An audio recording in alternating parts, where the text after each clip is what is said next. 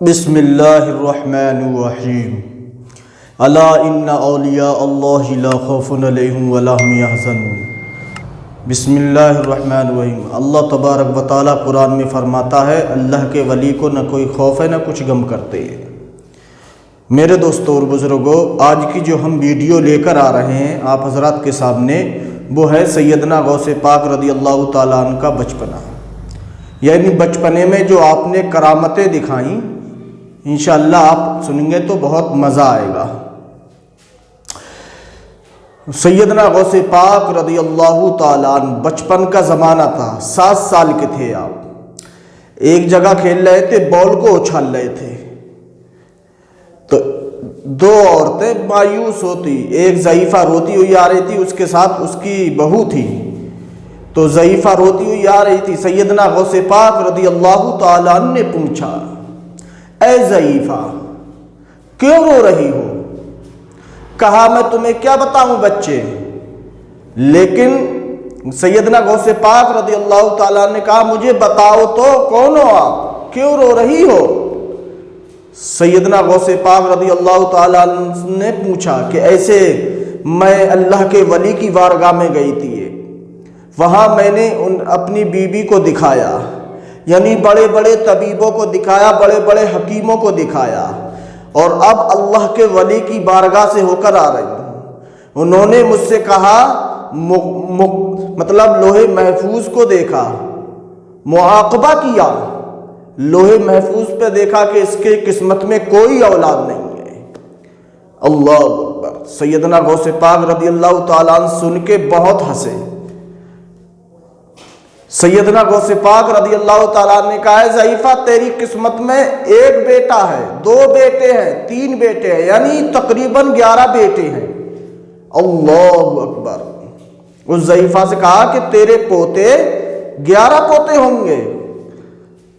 تو میرے دوستوں اور بزرگوں، سیدنا اس عورت کو کیا معلوم تھا کہ یہ اپنے وقت کا غوث ہے۔ اللہ اکبر۔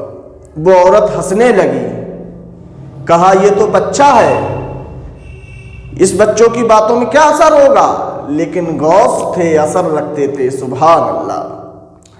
سیدنا غوث پاک رضی اللہ تعالیٰ عنہ یہ کہتے ہیں کہ 1 بیٹا نہیں، 1 پوتا نہیں، بلکہ 11 پوتے آپ کے ہوں گے، آپ کے آنگن میں 11 پوتے کھیلیں گے۔ اللہ اکبر۔ یہ سن کر وہ عورت اور وہ چلی جاتی ہے۔ تو خدا کی قدرت دیکھیے، 2 مہینے کے بعد وہ حمل سے ہو گئی عورت۔ اب تو وہ ضعیفہ کے ذہن میں اس بچے کی بات ذہن میں حلول کر گئی، تلاش کرنے نکل گئی کہ وہ بچہ مل جائے مجھے، تلاش کر رہی ہیں لیکن کہیں نہیں پایا۔ میرے دوستوں اور بزرگوں، 1 سال بعد ایک لڑکا، 1 سال بعد اسی طریقے سے 11 بیٹے پیدا ہو گئے۔ اب 11 سال کے بعد سیدنا غوث پاک رضی اللہ تعالیٰ عنہ نے مسجد میں اعلان کیا کہ میرا قدم تمام اولیاء اکرام کی سر اور گردن پر ہے۔ اعلان کر رہے ہیں، پورے بغداد کے اندر یہ اعلان ہو گیا۔ اللہ اکبر۔ اب وہ ضعیفہ سمجھ گئی، ہو نہ ہو وہی بچہ ہے، یہ وہی نوجوان ہے، یہ جس نے کہا تھا کہ تمہارے 11 پوتے ہوں گے۔ اللہ اکبر۔ وہ تلاش کرتے کرتے ان کی سیدنا غوث پاک رضی اللہ تعالیٰ عنہ کی بارگاہ میں پہنچ جاتی ہیں۔ جب سیدنا غوث پاک رضی اللہ تعالیٰ عنہ کی بارگاہ میں پہنچ گئی، کہا تم وہی بچے ہو جس نے کہا تھا کہ میرے 11 پوتے ہوں گے؟ خدا کی قسم 11 پوتے ہو، لیکن مجھے ایک بات بتاؤ، وہ بھی سچے ہیں اور آپ بھی سچے ہیں، نہ وہ جھوٹے ہو سکتے نہ آپ جھوٹے ہو سکتے، معاملہ کیا ہے؟ اللہ اکبر۔ اس نے کہا یہ معاملہ کیا ہے ضعیفہ نے، مجھے سمجھائیے۔ تو سیدنا غوث پاک رضی اللہ تعالیٰ نے ارشاد فرمایا، اے ضعیفہ سنو، جو اللہ کے ولی نے معاقبہ کیا تھا وہ صحیح تھا، لوہے محفوظ کو دیکھا تھا کہ آپ کی قسمت میں کوئی اولاد نہیں، لیکن میری زبان سے جو کلمہ نکلا، اللہ تبارک و تعالیٰ نے فوراً فرشتوں کو حکم دے دیا، اے فرشتوں، میرا غوث کہہ رہا ہے اس کی قسمت میں 11 لڑکے ہیں، لوح محفوظ پہ لکھ دو۔